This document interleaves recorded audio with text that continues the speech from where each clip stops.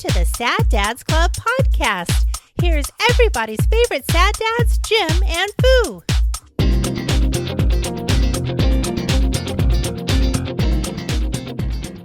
What do you got in there? I have the last of the little old-fashioned premixers. Yeah. Oh, I know what you're talking about. Hey, listen, I made it through clean January. I'm just trying to finish off what's left in the cabinet. It's funny because I enjoy having a beverage here and there.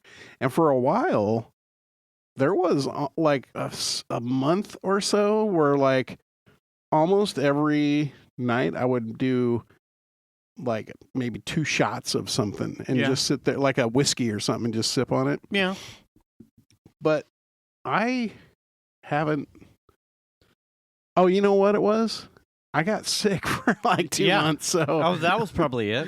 You probably could have cauterized a whole bunch of shit by pounding bourbon. I wasn't doing any drinking really during that process. I mean, for me, it's not that hard of a thing to be like, oh, well, I'm not. I don't think about it that much. And, I was doing trying to stay in lockstep with Venus's dad, who was just watching his health. And he was like, it's a dry January, probably for medications or who knows what. And I was like, well, if he asks, I'll say I'm doing it too, just to, solidarity type of thing. I'm like, well, I don't give a fuck. And plus, it's not that hard of a thing. Right. You're not really giving up much. No. I am to not. Yeah, me too. Oh, God, it's so hard. Right. And I'm slow jerking to the shit in my cabinet, of which most at this point is bourbons, whiskeys, stuff you don't normally drink anyway. Yeah, and I don't hype, 2 fingers and an ice cube and just bloop, bloop, most stuff is it just kind of sits there, or it's intended for a mixed thing, of which I'm missing the rest of I don't have any white rum, I don't have any vodka right now, so it would take some substantial amount of money. Yeah, I'd have to go get stuff to make most of the drinks and cocktails that I would be capable. I have a lot of mixers and a shit ton of whiskeys and bourbons. Well, the good news is there's a retailer near you that has pretty good deals on alcohol now. Right, too. Shit. Yeah. I mean, every talking about Costco. Oh, yeah, that too. Yeah, fuck. Seriously, big ass, 2-gallon bourbon a night. Fuck. Hey, I need the 50-gallon drum of white. Do you have a forklift? Fuck. Let's go. Yeah. And you know what's starting to actually run away from me are cigars. Really? Venus's dad, the last couple Christmases, because I think he's has a membership to some place. Cuban Cigars R Us. Yeah, slightly illegal, but not illegals cigars. Let's be straight about that. Yeah. Ice. You can't import these, and you don't need to deport them. They're Cubans. The cigars. These ones are safe to keep in your closet, right? He gets me 2 or 3, and maybe whatever spare cigar holder he has, and it's they're cool. And because I don't really smoke anymore. I've slowly started to accumulate a handful, and I actually have a hand-me-down thermidor or humidor, decent size humidor. Yeah, probably 2.5 to 3 feet long. It's a good collector. It's getting full. It is, and what has jump-started it is my sister and the 49ers charity that she is she's on the staff of. Mm-hmm. NFL and players, cigars is a huge culture. Because is cigars like a pipe where you puff it but you don't really inhale? Yeah, you don't smoke? Inhale. Yeah. Yes, same thing. So I think that's a big so big win for you can still do athlete. your 440s without having to ruin your lungs with your cigars. Yeah. So the preseason, NFL players kind of collect and distribute team branded cigar stuff. She Oh. gave me somewhere in the middle last year during COVID when the Niners switched. You remember when they used to do In Rockland? at the Sierra College campus? Somewhere in COVID, they transitioned to someplace in Arizona, Yeah. and whatever that was, they kicked out like a couple 49er commemorative preseason cigars. She was giving them secondhand somehow in like real nice packaging, sealed doodad. She's like, "We don't smoke cigars. Do you want them?" I'm like, "Fuck yeah!" They've got a 49er band on them. So they're more collectible than they are smokable. Pretty much, or Yeah. they're certainly special. Yeah. Like I've never smoked enough to be able to give you a hot take or a cold take on the differing. I know name brand stuff, but I couldn't tell you the particular flavor differences between them, but I would recognize names. And these I didn't recognize the names, but I understood their collector's specialty, like their nuance that they had 49er branding on them. Fast forward, so I have like a handful of those that are like collectors or special. But the Super Bowl that was here at Levi Stadium, that she worked for the charity, there was like leading up to the actual Super Bowl, like that week, the media week and whatever.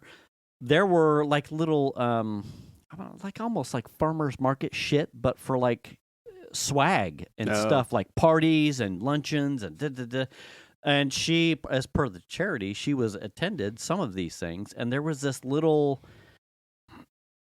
man, I'm trying to like describe it, like a room, like a trade show. There it is, a trade show, like a room that has booths. Yes, for cigars. Yeah, and it was like a straight up like swag thing, like, "Oh, tell me your pitch," and then you hold out your bag, and some dude pops in their brand of thing or whatever it is, their commemorative or their specialty or the thing that they're working on, or it's part of their pitch.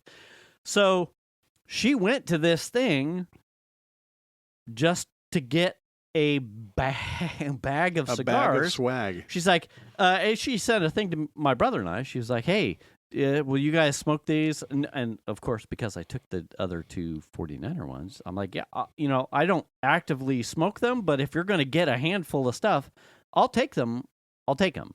And Brett was like, so I'm like, "Sweet, more for me." Mm-hmm. So she collected. So if you get multiples of one, you could smoke one, right? Yes, right. Absolutely. So she collected probably a good 15 of various cigars. I couldn't tell you because without context of the trade show environment and where they were coming and not recognizing the band, some of them, I mean, they're all packaged. Well, but it's like, I kind of wonder because normally that like swag stuff that like people get branded and it's free, it's typically not super good things. Okay, so right? I thought that too, but then, so I'm like, are these like the Kmart, JCPenney, and not these Three Monkey Smoke Shop, or not Saks they... Fifth Avenue, but Kmart type of shit?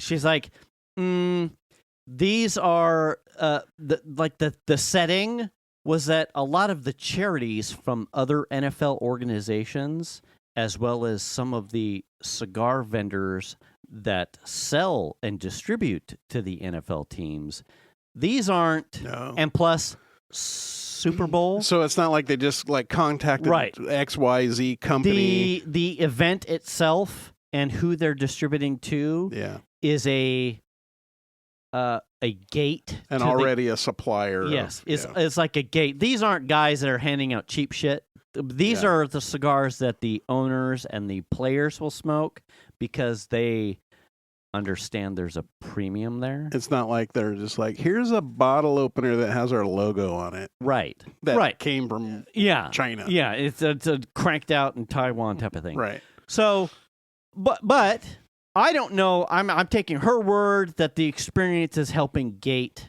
cheap shit versus these are not. You're not fucking around. These are probably premium things. Yeah, I could see that definitely in an NFL. Right. I mean, those are fairly big wig type folks that are visiting that. So kind of stuff. she handed me a bag of what I thought would be 15, but on her way over here, Randy, her husband, was there with her. And he was like, he actively runs and e-bikes and cycles. Before he had an e-bike, he was manually doing it. He actually rode a regular bike? Yes, he was a heavy mountain biker. He's got a real nice tattoo of like a tree with like a bike chain wrapped around it. He'd run circles around anyone I know. Yeah. Yes. He's like, I'll never fucking... So he tossed his 10 or 15 in the bag. Oh, damn. So my humidor is fucking packed full of shit. I'm like, well, eventually... You're like... I need to like... Give some away. Or at least start smoking them on occasion. I've got more things that I'm worried about because now I have to like moderate. You just need to find someone with a blue dress that you can... Yeah. Oh. Oh. Why don't you come in here and take some notes for me? Oh. Now I'm going to leave this on your blue dress. And don't put this in the black light, honey. No. Now I have to take care of I have to moderate the humidor because it's not, when I would go out in the mid and early 2000s and smoke cigars in the spa, we'd go get cheapest stuff. $5 and under cigars and be like, yeah, we're fucking super cool dudes. The shit in the humidor is probably pressing, $100, $150 worth of nice stuff. Yeah. That I can't half-ass the humidor. It needs to be treated. My only experience with cigars was the Halloween costume. Shitter's full. I went to the smoke shop and I'm just like, look, I just need, it's for a costume, the cheapest fucking cigar you guys have. Gotcha, bitch. And he seemed confused by that, but I'm like, I don't smoke cigars. I'm not gonna smoke it. I'm just gonna chew on it. Yeah. And throw it away. Yeah. Yeah. It's part of I will tell you this, that from the... I probably have lip cancer now. I lost a lot of probably paying attention tos in early on, like, I'm just smoking it to smoke it, and it didn't make me gag kind of thing. And it didn't make my stomach upset. There was a time, yes. There was a time, God, it was towards the tail end of the guys that I was hanging out with in early mid-2000s, where the cigars were part of the thing, where we had whiskey or bourbon or whatever, like a brown liquor whiskey bourbon. And I had a cigar, and if you've ever had a really good red wine and spaghetti or a red sauce, Italian dish with Italian sauce, and went, oh, like elevate. There was something there. Yeah. And as someone, and I only point that out because I don't drink wine, period, ever.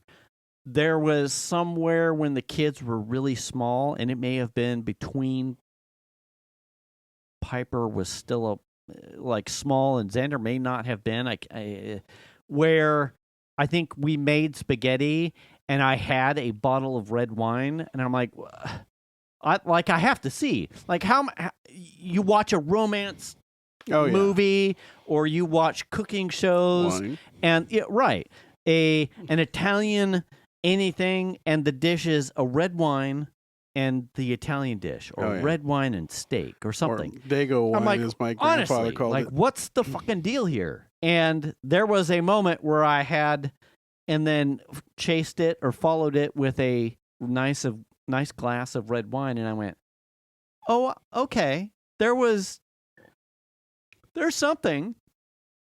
There was the same thing with a cigar towards the tail. It was cigar and whiskey. Then you had your rocks glass, and I had a cigar, and I was like, what Oh, Oh. I'll be damned. But then I was like, also, I don't do this like that. I don't do this. It has little appeal. And then that friend group kind of, everyone became dads, really, is what it was. So everyone got preoccupied with things. And then the cigars went away.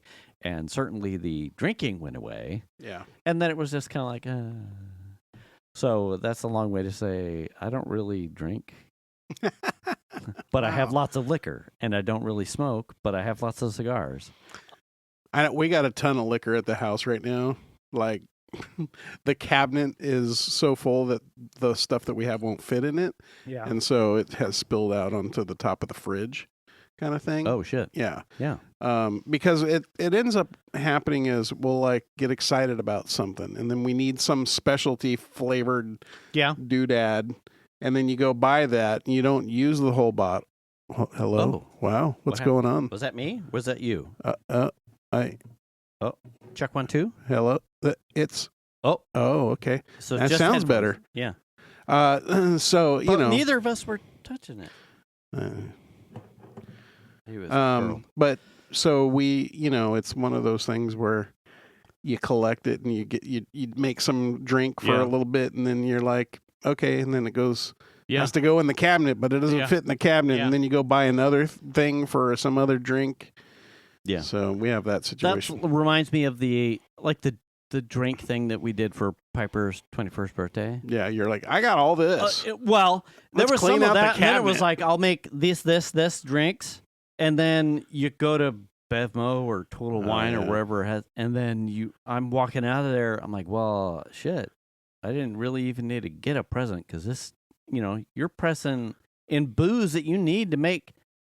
I mean, you weren't joking. There, you could spend. Oh yeah, like a bottle of something's $28 or whatever. And you're mixing 3-4 drinks.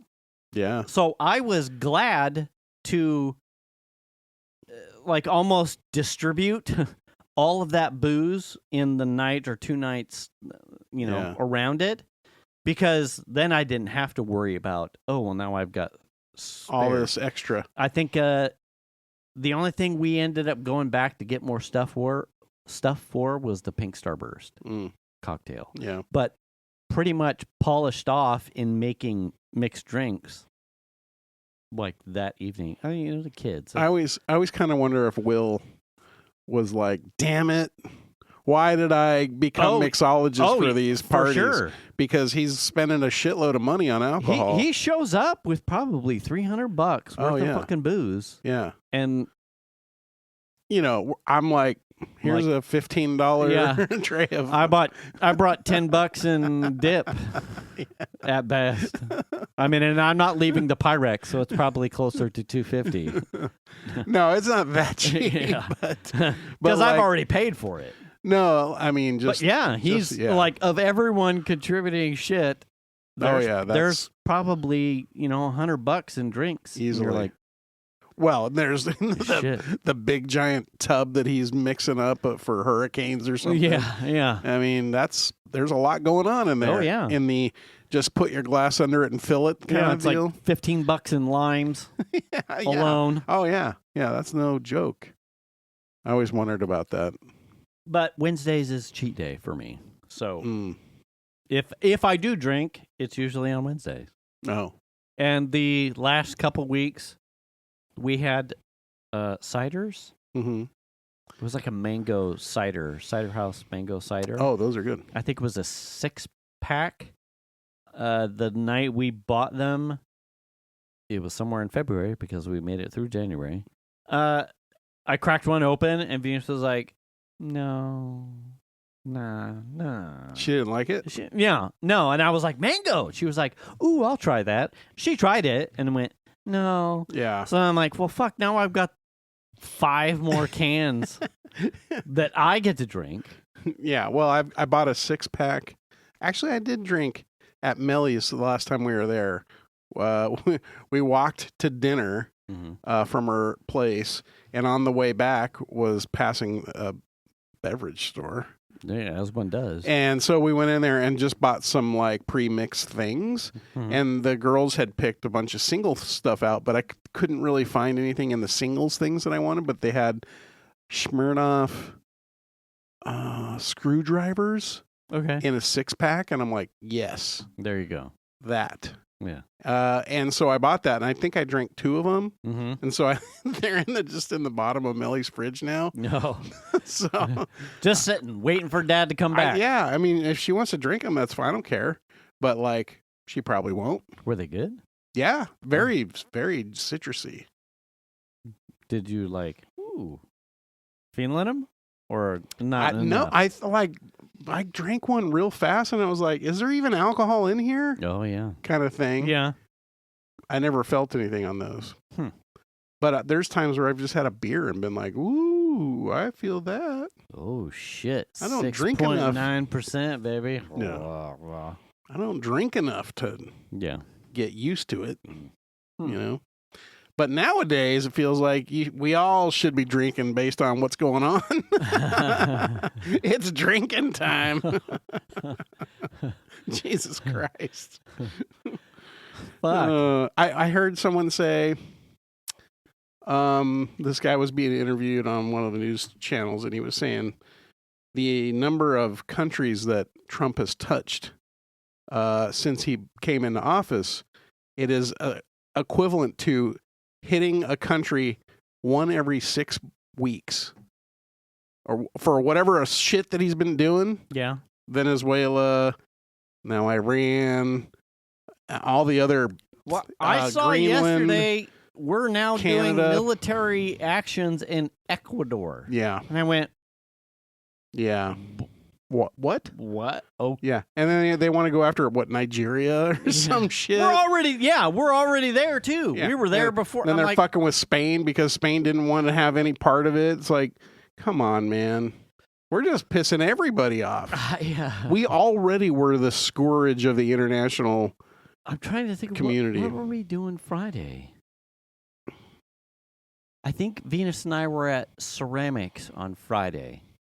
And it was kind of like, oh, yeah, it's a normal Friday. We're playing in the fucking mud, making clay shit, glazing clay shit. We go to bed. We decide we're going to go for a ride with Mike and Angie on Saturday, impromptu. So we get back. It's late. I'm cleaning up Penny. I get up early, 8 o'clock. I'm looking at the news ticker, and I'm like, What? What? I was up. And I'm looking at it. I'm like, is this okay? Double check a different source. Yeah. Source. I'm like, I don't have time for this shit right now. Are you fucking serious? I get dressed, get some chow.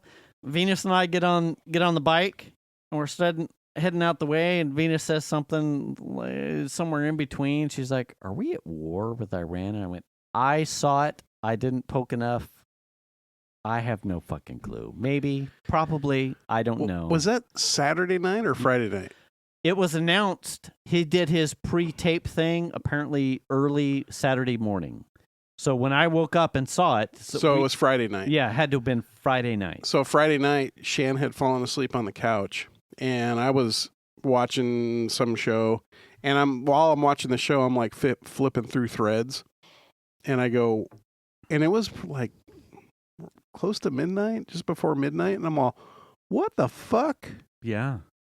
What the? I think he did his press thing about 2. So yeah, you would have seen it. Yeah, I'm all, what the actual fuck? There's no off ramp for this. They don't know what they're doing. There's no plan. I got nothing. Iran will not give up. The thing of it is like what we're doing right now is the thing that breeds hatred towards the U.S. and it solidifies those folks against us. Yeah. Yes. Yeah. I mean, the fact that Khomeini is dead, sure. But I mean, like, once that is done and strikes continue, now you're just going to piss off the population. Right. So I think what did I see? They tossed missiles out at Cyprus, which roped in Britain or something like that. I was like, well, that right there was a mistake. I think they're doing it on purpose. Yeah, sure. I mean, smack everybody now that the gloves are off. But if they'd only hit the people that were hitting them, you probably would have had Great Britain still doing the Spain thing and the finger wagging like, hey, what the fuck? But the moment you hit country's people, well, now you're roping in. Well, the thing that I'm concerned about is them hitting somebody and them not being pissed off at Iran, because Iran didn't start it, we did, and now they come after us, right? That's my concern. Yeah. You know, imagine like they send one over to Spain, and Spain's like, motherfuckers, everything was fine until the U.S. and Israel decided to go do this shit, so now we're going to do something against them. Yeah. And then I don't know if it's fake or not. I haven't been able to find any other information on it. But there is a little bit of, like, I think it was in Saudi Arabia, there was some, like, guys recording the missiles coming over that were claimed to be from Iran. Yes. But they weren't from the direction of Iran. They were from the direction of Israel. Right. So I saw Are that. we creating misinformation? You or your son posted that. Oh, that's right. And I didn't have time to well, that's I mean, based off of where it would come from, you can't do a fucking U-turn. Yeah. But I also did not have time to deep dive. It makes me wonder if we're creating this, we're getting attacked by Iran narrative to generate support. The thing that really troubles me, though, is I remember Trump saying, and there's been video of this being shown over the weekend, that Biden's poll numbers, this was when Biden was president, but Biden's poll numbers were down, so look, he's going to launch an attack on Iran. And I'm like, first of all, I remember back when he said that. I'm like, why would he launch an attack on Iran? What would poll numbers, like, no one in America is like, yeah, let's go fucking attack Iran. So how would that improve poll numbers for anybody who is president on something that nobody here would ever want to do? So I don't understand that.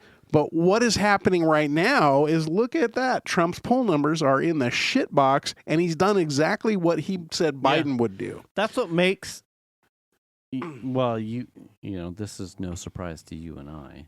That's what makes Trump's bombastic bullshit the hardest to square, because you and I, of reasonable thought, cognitive process, are already in a place where we're like, if you say something stupid at this point in time in this type of everything is on culture, if it's not true, it will come back to bite you.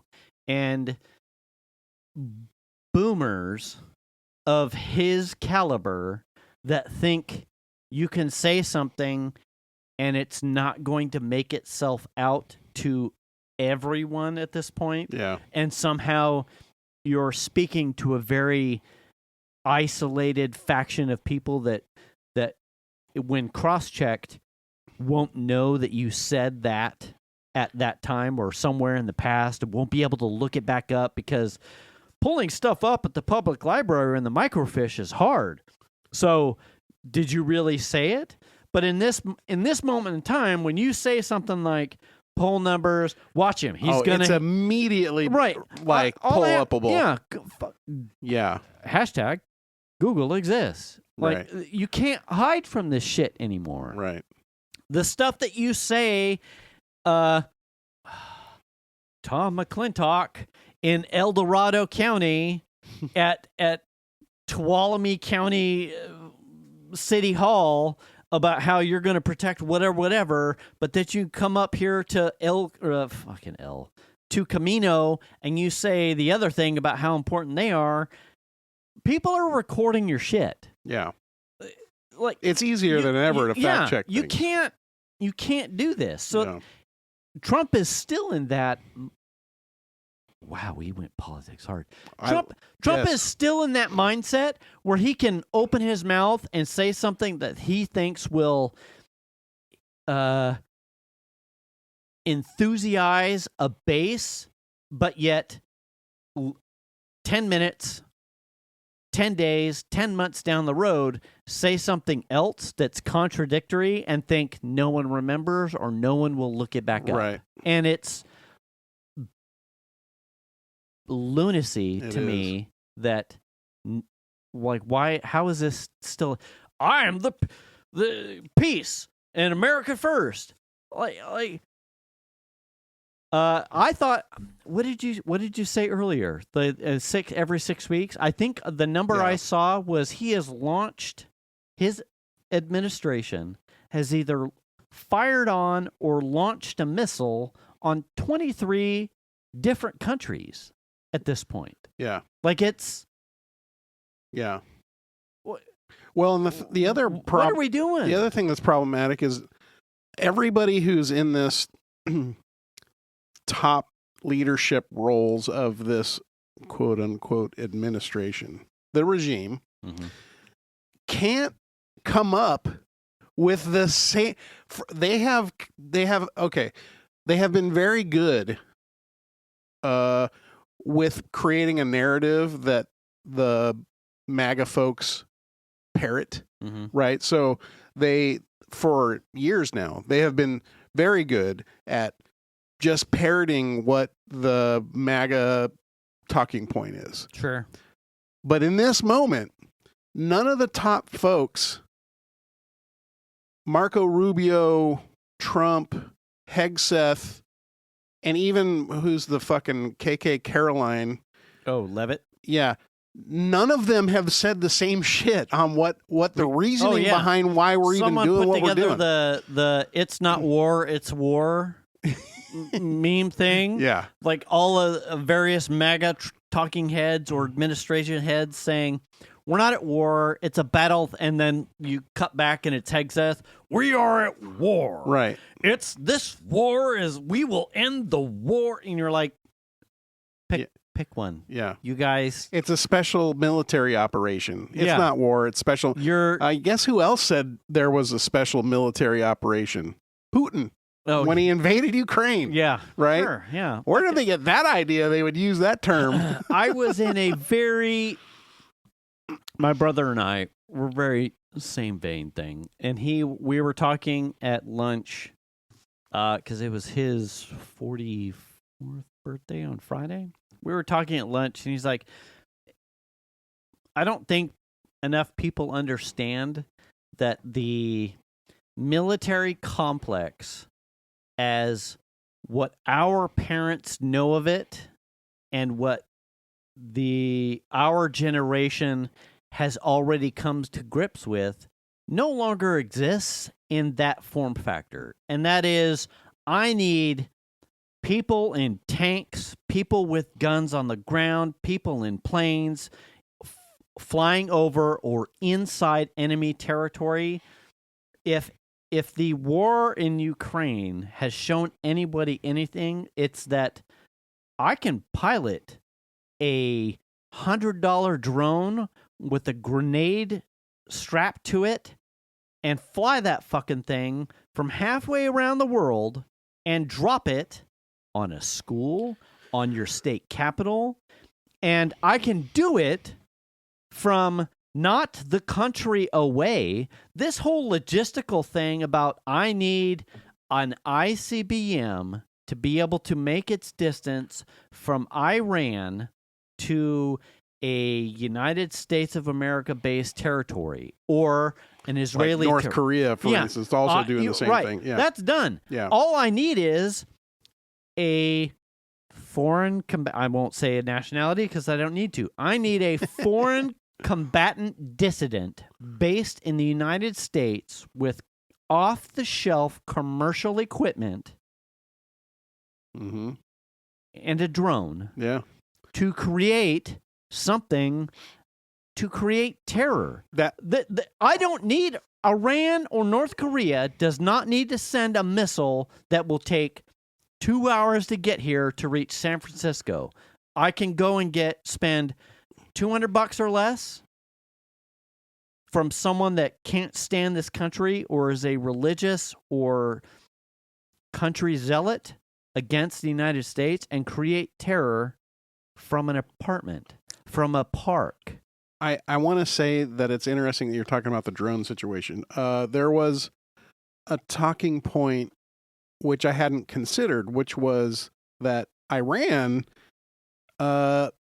is going to win this thing. Okay, hear me out. Because we are spending every time we send one of those, Patriot missiles or whatever Patriots they are, or Tomahawks. they're like $4 million a piece, right? And many times we have to send 2 up, right? Yeah. So $8 million every time you shoot 2 of those fuckers off. Whatever it is that goes up and shoots down incoming things. Oh, okay. So those are like $4 million a piece. This is what they were talking about. Where the Iranian side, they have been watching what's been going on in Ukraine and what Ukraine is doing to combat Putin, right? Which is with the whole drone situation. Yeah. So they can do a $20,000 drone or less, however much money it is, and wreak havoc and have way more money to spend on way more drones than we can ever spend on those things, because they cost way more and take way longer to build and create. It takes less than $200 to create yourself a rep wrap based 3D printer. Print that shit out of PLA plastic if you want to really skimp. Yeah. And you can... All you got to do is buy the electronics and the code. Dude. Yeah. This... Yeah. I mean, that's what's turned the tide in Ukraine. And so why wouldn't it work in Iran? Absolutely. Yeah. Are those type of mechanics going to stop a U.S.-based Tomahawk from hitting something? Right. They have no interception skills. No. But this ability to generate something economical with huge emotional response is very, very capable. Yeah. Like, you look at like Ukraine sending drones and like blowing up the planes or blowing up the oil facility or sending them into the center of Moscow or this whatever. World War I, World War II mentality that you need the United States $1 trillion plus the block juggernaut. by block fighting, right? We are way past that. Yeah. And America as a country is so melting potted at this point that you can't tell me that there aren't factions or cells ready to go that with very limited amount of resources can generate. This is not battlefield type of shit. We're not talking about Pearl Harbor anymore. Right. We're not talking about the Western Front. We're talking about there's no fucking aircraft carriers. Yeah, you don't need there's no Japanese Zeros. A kamikaze where a human life is being traded for impact and shock and awe. Oh, man. Why do that? I can fucking go get a DJI with a fucking dirty grenade made out with fucking nails and Home Depot shit. Yeah. Like, hashtag, this is not an anarchist cookbook recipe. No. Also not sponsored by anybody because we would have lost. But that's how much the needle has moved. And Americans' misconception that, we have the strongest military in the But we have boats that are sitting off the coast that just keep launching missiles. Yeah, well, at some point you'll run out of those. Yeah, then what? But they'll have plenty of money to build fucking drones and make all kinds of havoc. Yeah. And then what? Yeah. Then what? Then what? Yeah. Every $4 million. If I had $4 million for one of your missiles, I'll take $5,000 and create this floating 3D printed boat with a dirty C4 imitation thing that I'm going to start running into your boat holes. Then what? You say boat holes. Yeah, it's so Warfare bizarre. has moved needles. Well, like, the thing I of don't it understand. is like what we're trying to do is, they say it's not regime change, but that would be nice and all this kind of bullshit. Well, I mean, they went right after the head of the snake, right out of the gate, right? Yeah. So it is about regime change, and also we've never gone in as a country and created a power vacuum in a capable country like Iran anywhere in the world and had it just work out in our favor by attacking and killing. I hope you guys figured this out. Yeah, when you attack and kill the head of the snake and leave the power vacuum there, Yeah. guess what? That never works out in our favor. Ever. It has never worked. Yeah. So, you look at let's just go back to World War II. What did it take when that head of that snake got taken out, right? Mm-hmm. It took fucking years to rebuild and get their country back together and the rest of Europe back together after all the fighting. And that was fucking shitloads of money out of the taxpayers' dollars and occupation and everything else that turned into the Cold fucking War. I mean, dude, it doesn't work. It doesn't work. You can't just send missiles in to a country and be like, we're done. That doesn't work. We're still waiting to figure out what the fuck's supposed to happen with Venezuela. Exactly. And we're like, yeah, we don't want regime change in Iran, but we do want it in Venezuela, which wasn't necessarily trying to pick a fight with us. But no, we just wanted oil. We got that guy as head of the snake too, but he's not dead. But also, what are we doing? What are we doing as a country? Yeah. What are we doing? Ecuador? Come on, man. Yeah. That's what I was telling Shanna. Like, we're picking fights with countries that Nigeria and Ecuador, no one has ever even uttered under their breath, we need to go after Ecuador. I haven't even had that talk with her. I keep telling her to get lost in the attic and call me. Yeah. I'm just befuddled. It's so fucking irritating that this clown-ass motherfucker is still in office. That there are that many fucking bootlicker people in our federal government that are okay with this somehow. It's very frustrating. It's extremely frustrating. Have you seen a lot of the... It's tiresome. Hillary Clinton deposition stuff that's starting to make its way out? Oh, yeah. Like, that gives me... Hope that there's still people talking some sort of coherent phrasing to people. First of all, they picked a fight with a lady that wasn't even named in the Epstein files, and she is fucking smart. Yeah. I'm sorry. I don't care if you're Republican or Democrat. That woman is fucking smart, dude. If you... she's not up for office. She's not running for anything. If you are watching any of the stuff in her blue outfit from that deposition, and you're like, she's just a twat, and she's so just out there and nonsensical, you're not listening. You're closed-minded. You're closed-minded, and you're being too partisan. Yeah. The things that she is saying from someone who's just objectively concerned about the conduct and the approach to what has been happening, specifically just with the Epstein shit. Yeah. If you are looking at the things that is coming out of that recorded deposition, and you are thinking she's just a woman and she's confused and fucking pedo, you're not listening. The things that she is speaking to objectively are the things that every American should be questioning, should be concerned about, yelling at the fucking top of the mountain, and should be talking to their representatives about why it's important that truth to power is being, like, you always holding people accountable. Why is she being called Right. When Why are we wasting fucking time? The people that are in the Epstein files aren't being called. Yeah, we're just spinning wheels here, and the whole thing is frustrating because time. it's just like, why do I have to watch this in order to make it feel like someone is using it to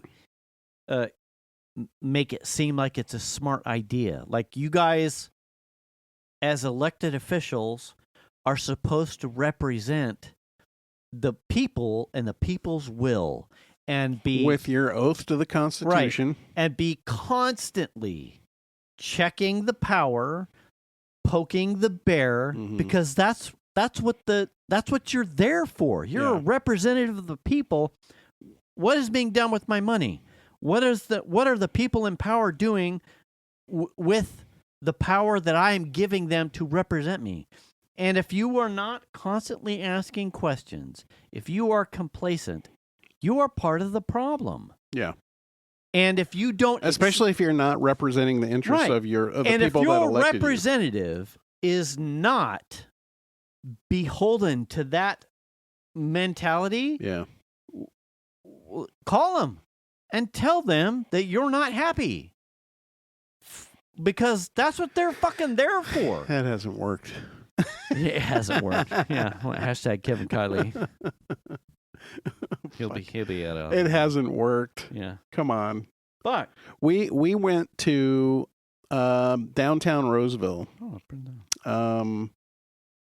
to Pedal Car Pizza. So you got to go try that place out. Right. On Vernon. Yes.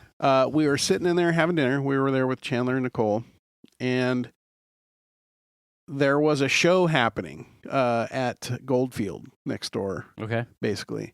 And so there was a big line for whoever this was. I can't remember the name of the band. The Browning, I think. Okay.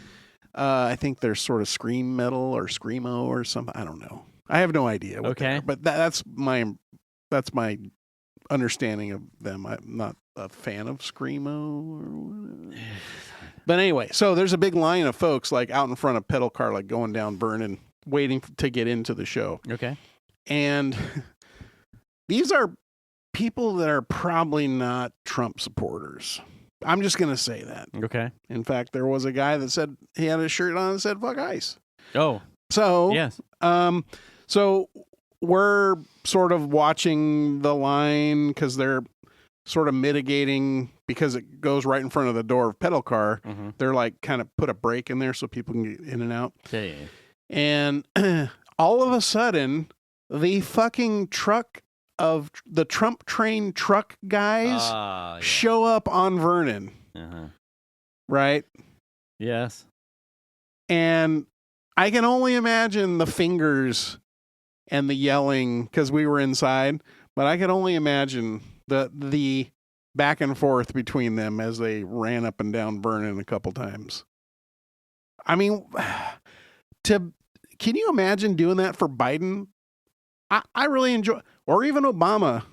Yeah. I enjoyed Obama's presidency. I enjoyed Biden's presidency. Mm-hmm. I thought they both did a pretty good job. They weren't perfect. No. By any stretch of the imagination. Yeah. But even though the guy that I chose to be elected was there, I would never be like a motor parade. Yeah, with my fucking Biden flag or Yeah. It's just so bizarre to me. Tell me you're in a cult without telling me you're in a cult. What's the not Walmart? Is it it's a Costco off Old Auburn? Yeah. That one? Mm-hmm. We were out there picking something up. I can't remember what it was. It may have been I don't remember. Was it a Walmart or Sam's Club? Anyway, something. There's a Costco and a Walmart right next door to I think each it other. was I think it was a Walmart. Yeah. I think it was a Walmart. And I'm parked in a spot. Venus went in to go get the pickup, and the MAGA motorcade came through with the banners, and it was the Neil Diamond. And then I stand up next to you in a press, and it's just 4 trucks rolling coal. I think it's the same dudes. Yeah. I honestly think it's the same guys. Top decibels. We've just also seen those guys at the fountains. crank. Yes, I've seen. Yeah. Yeah. And Venus came out after they had done pass. I'm like, oh, you missed the train. She's like, what? Lucky you. What? I'm like how the Neil Diamond MAGA train came through. She was like, what? I'm like, yeah, a bunch of pickups with the. She's like, oh God, okay. In fact, I think when we were at the fountains and they came through, we were with Chandler and Nicole's all, get a fucking life. She was yelling at him. And I was laughing because I thought it was hilarious that she yelled that. So one of the guys looked at her. Yeah. It's a. I just don't I'm understand. the same way. I'm like, yeah, show me an American motorcade, like 4th of July type of shit. This is really tainting my patriotism. But this is a weird, nuanced. This is really hurting my ability to it's like almost, our country. Yeah, it's almost comical because when I see, listen, man, I'm gonna say, listen, I see some of those dudes that do that shit. Yeah. You tell me that you don't have a little shrine. Can you imagine their bedrooms? Yeah. At their mom's house? A little candle lit with a bunch of like snippets and Nobel Peace Prize AI generated, pictures and acceptance words. Yeah. And you probably fucking slow fap to that shit. Oh, man. Cause yeah. And then you yell, Mom, give me some pizza rolls. Yeah. Mom! Is Totino's done yet? We're going on another outing. I'm almost done, Mom. The Totino's and then the nut. Also, gosh. I need some gas money. Fuck. I told you to stop rolling coal. Never thought about getting a Prius, Gerald. No, Mom. Good Lord, dude. We're in a bad place. Fuck. Holy shit. Well, maybe gas prices will go up so much they won't be able to afford to fill their diesels. I want some whole raw milk with my Totino's. God damn. And some warm cookies, Mom. So I can eat them in my jeans in my cold bath. Oh, man. I don't understand what's happening anymore. I don't get it. It is a long way to the next election. Oh my gosh. Ooh. Well, November, yeah. What was I looking at? Was it 6 months from now? 538, which I think is owned by ABC at this point. 538? 538 News. They going into 2016 and earlier, like the mid to early teens, Nate Silver. It was a bunch of like pollster wonks and math guys were like crunching numbers, and they had started to create really good projections based off of poll numbers of where elections would swing to based off of percentages and reading behaviors and whatever else they were compiling. Yeah. But if you recall from the this would be the Harris Trump election. I can't remember if I mentioned it on air, but somewhere going into early mid-evening of election night, the gamblers had already forecasted that Trump won, well ahead of any notable. Oh yeah. And yeah, I remember that. And I think I made a point. I'm like, yeah, the gamblers had called it hours before. Yeah. Like, yeah, you start putting money on it, and it turns out, and that was like it was weird. Yeah. Like Yeah. confidently the probability, that's what they call themselves now, the probability markets had called the race before Pennsylvania and Georgia, I think, were even decided. They're like, nope, this is the way it's going. And I think the joke I made at the time was, at this point, the people who bet money on the things know better about how things are going to land because money's on the line. Yeah. The current 538 site, which is owned by, they were bought by one of the big news broadcast whatevers, now has a like small window off to the side of what 538 and conventional pollster aggregates think Senate, House, and then specific races and presidential doodads are going to go. But then there is an off window indicator of, I can't remember the name of the company, but it's effectively probability markets where the gamblers think things are going. Yeah. And now that is included on top of what is traditionally news pollster aggregate things. Well, did you see Gallup said they're not going to like do presidential polls it anymore? Doesn't matter. Fucking these I just think that's bizarre. These probability guys have got, you can bet on, my dad was here and we were poking at him like, oh shit, because we were looking at I think it was the chances of the House flipping and the Senate flipping. I'm like, ooh, that's a good question. Let me look up and see where we're at with what 538 thinks on that. Yeah. And I can't remember where the things flipped, but that the probability thing was there. It was like, oh, well, I know how this shit works.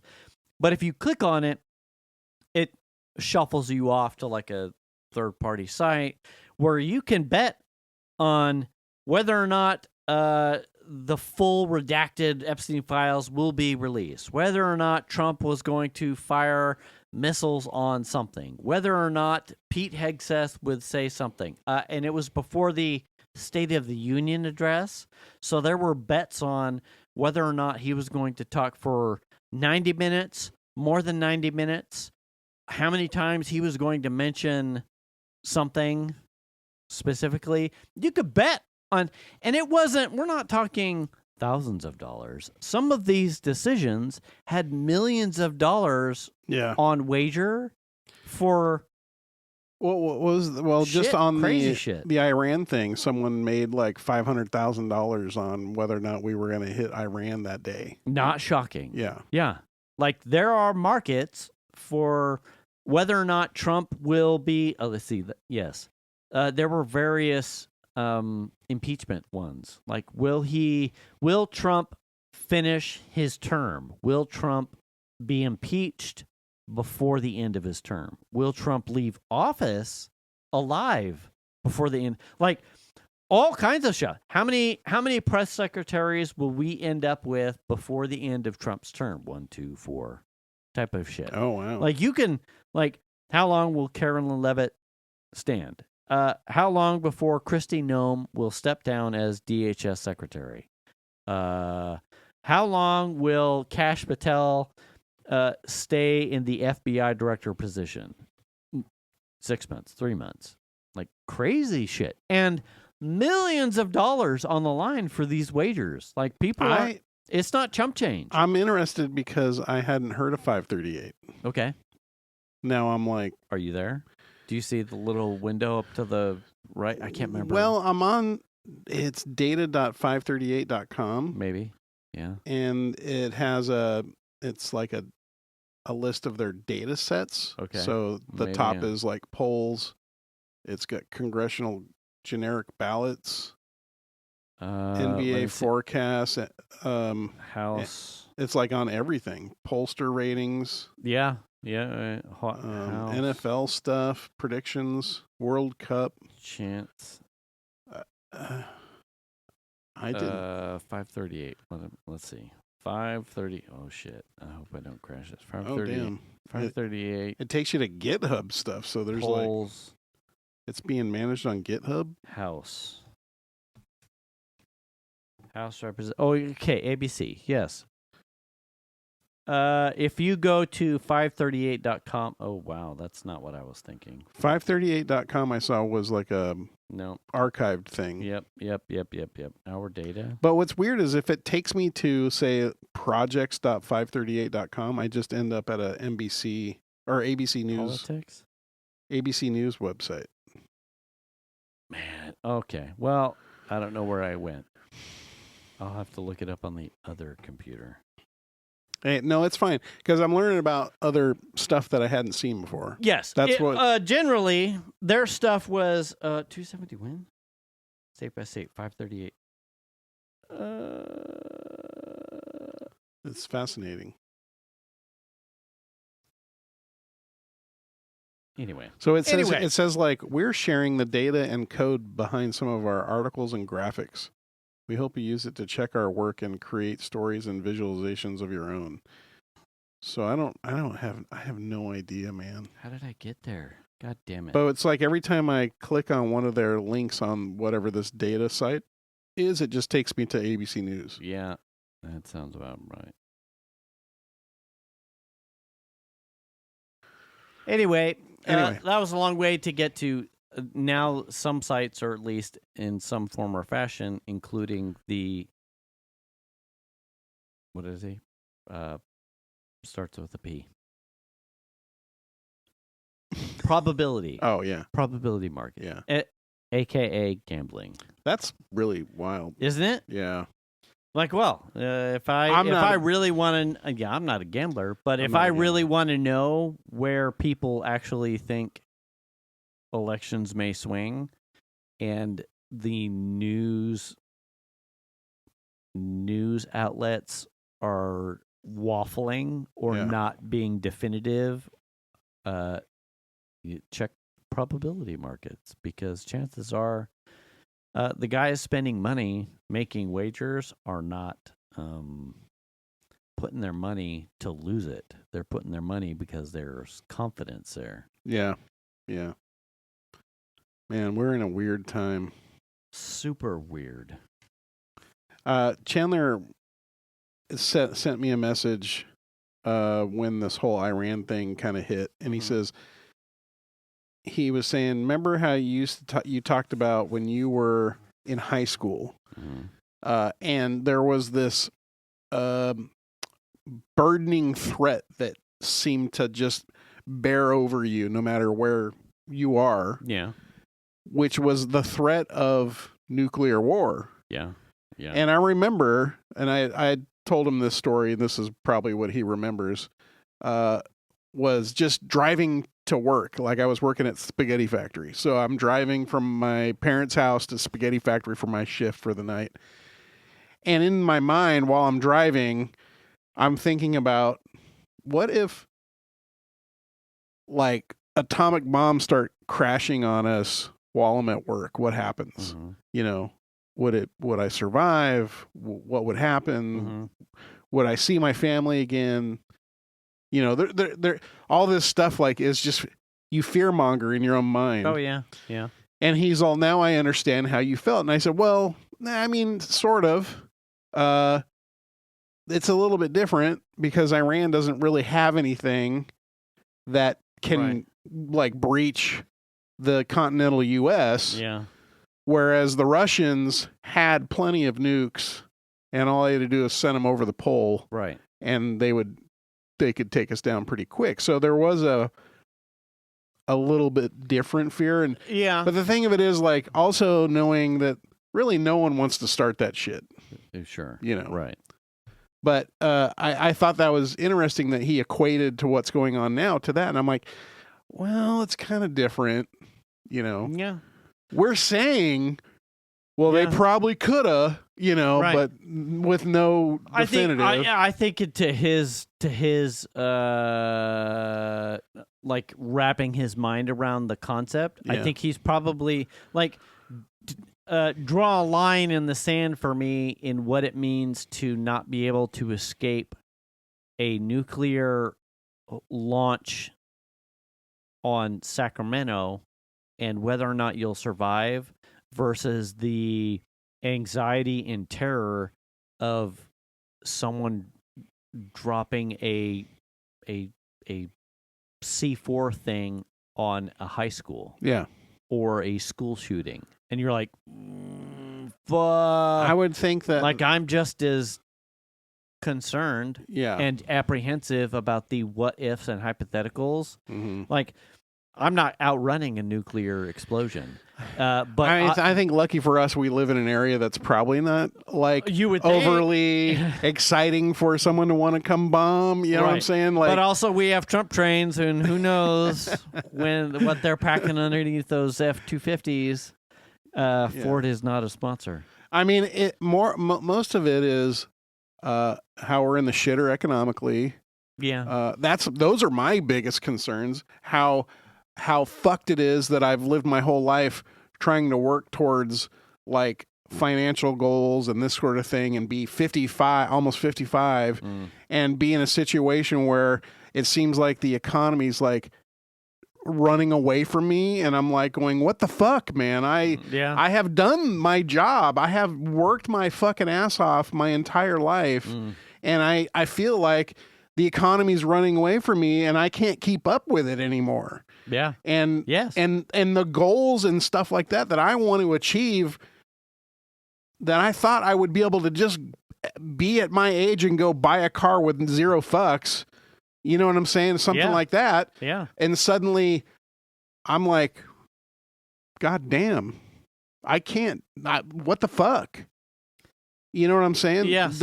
Those for me are the ones that are more worrisome about, like someone bombing a bus station near my house, or you know, some bullshit like that. Like, I'm not worried about that kind of thing, because I don't think we live in a place that's important enough to do that at. Mm-hmm.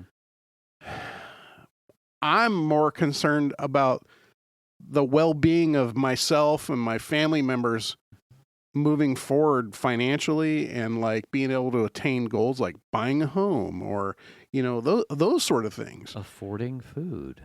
You know, yes, I'm going to say it. Affordability. Yeah. It's the liberal hoax, as Trump calls it. Dude, fuck right off. You're stealing as much money as you can from us, and you're going to sit there and say affordability is not real? Fuck you. Like, fuck you. So that's when Chandler and I are having this discussion, those are the things that I'm worried about. Yeah. Like, when I was younger, that oppressive, like, nuclear war thing was real. We were in the middle of the Cold War. The Cold War kind of ended when Russia fell, right? So it sort of evolved into something else. And then sort of resurfaced a little bit. I still feel like we still have a little bit with Russia the way they are now, right? Mm-hmm. But, like, those concerns aren't nearly as bad as the domestic problems that we face. Yeah. In my opinion. I think it was a danger, absolutely, and a convenience to rally American sentiment around a common, like, no, this is how we protect ourselves, and this is what we need to be concerned about, and blah, blah, blah, blah.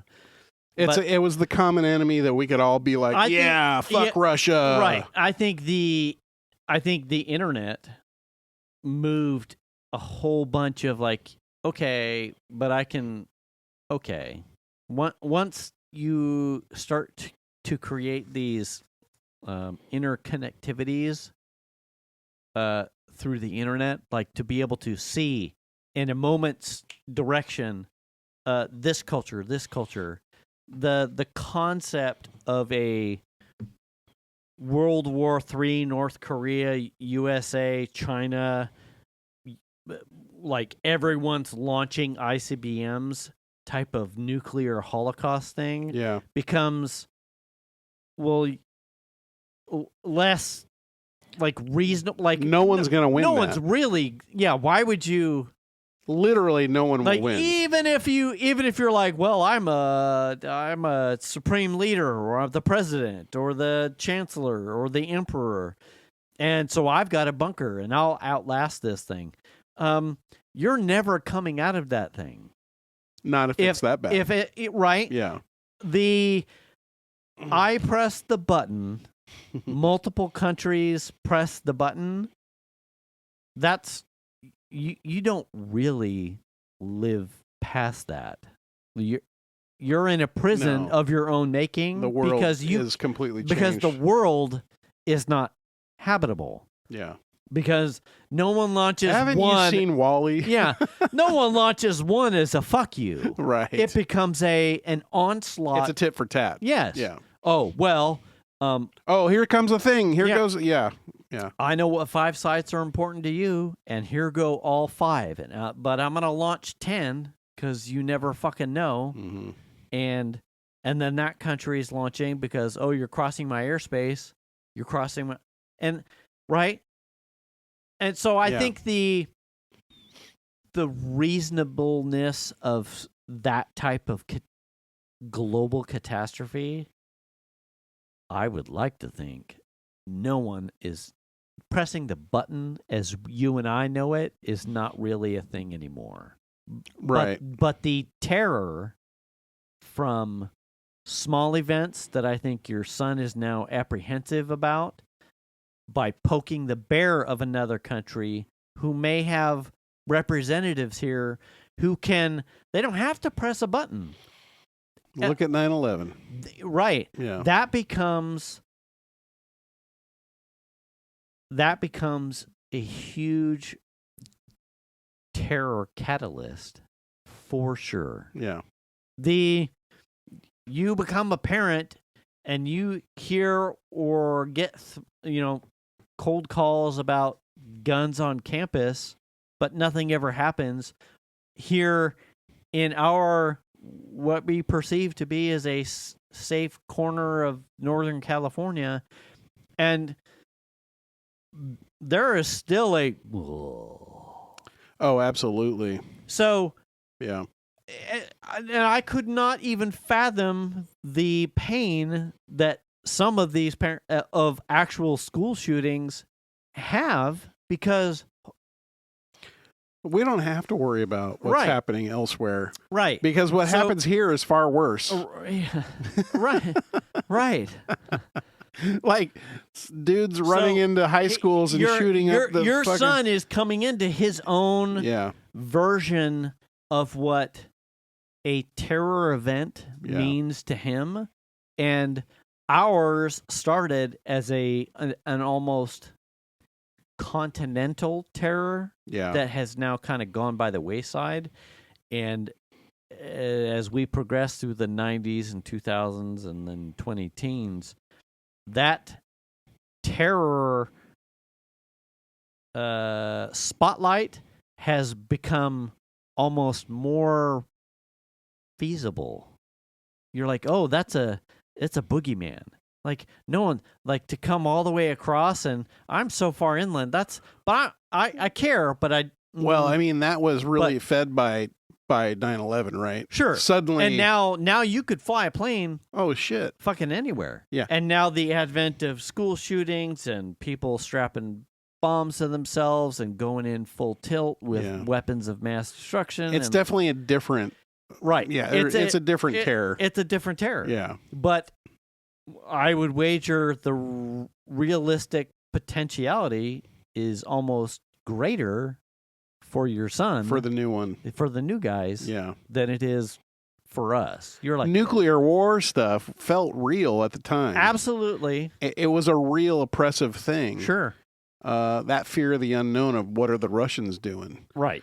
But what we have now is so seemingly random and obtuse, that it could happen anywhere to anyone at any time. Right. And it doesn't even, and the frustrating part about it is it's not the current things that we're struggling with the most at aren't necessarily even foreign actor things. These are these are that's what I said. Yeah. And like we're our worst terrorists.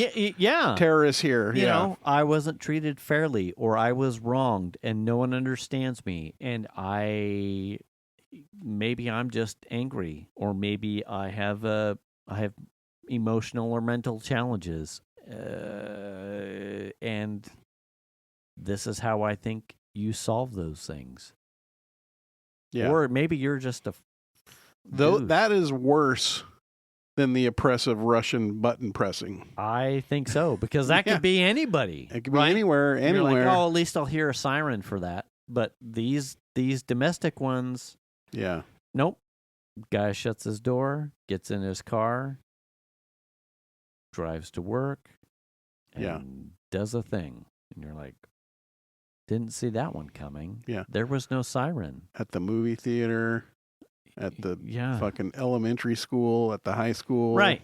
And, that you fast forward, you're like last week, you and I are talking about our wives slow grinding on a Find My location of their daughters. And, Oh, yeah. And we're making, right? But the reality is, as we kind of like tap dance around it,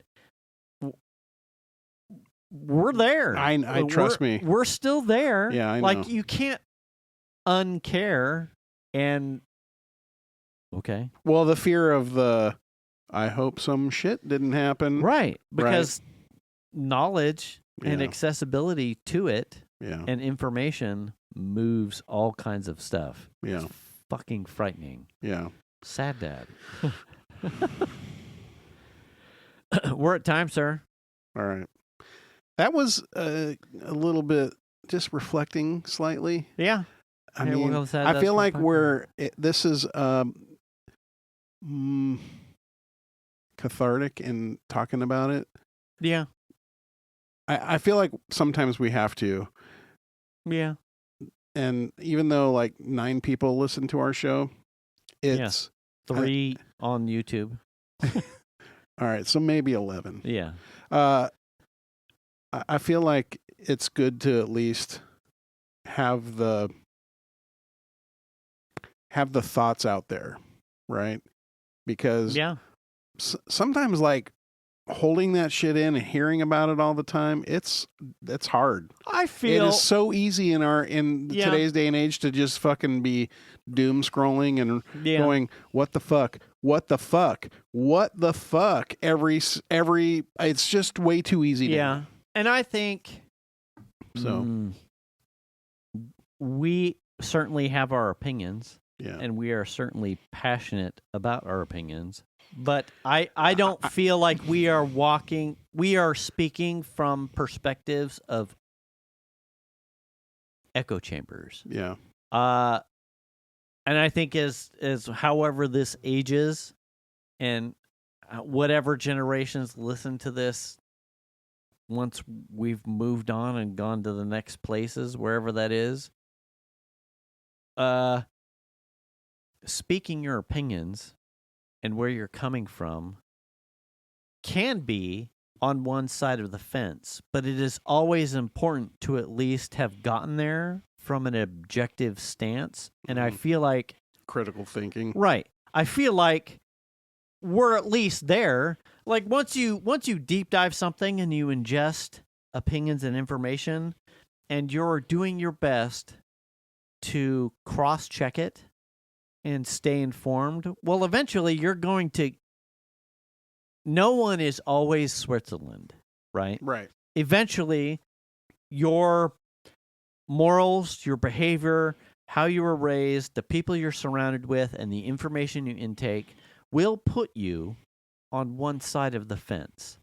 It is a hope as a dad and a husband that the opinions and the critical statements that we are making are from representing all of those things, not just, well, I don't want to hear what you have to say. You're just wrong. You're just wrong. Yeah. And I don't think we've ever spoken about anything on record here that wasn't representative of. And probably the biggest mistake we have made is that we didn't really come to this speaking outpouring Mm-hmm.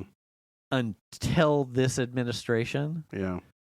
because we didn't want to necessarily ruffle any feathers. And then it was, well, yeah, but if there's only 11 people listening, the only people that I care about in the end are the once I'm probably gone, the family who will want to remember me that I did take a stance. Yeah. That I did have an opinion, and they'll be able to listen to it. Let us know if you don't want to hear it. SadDadsClubPodcast@gmail.com. Oh, If you do right. want to hear more, let us know. We'll get you in on the call-in. Yeah. All right. Boop. Hello, caller. Caller number 4. Man, this fucking Apple Neo, man. What do you think about that? It's for bitches. Don't buy it. Get a Chromebook. Just kidding. I'm sorry, Data. I was probably offended. All right. Anyway, and on that note, you should return the cart. Wash your ass. Wash your hands. Check your oil, Tony. Stay up to date on your shots. Make the call if you need to.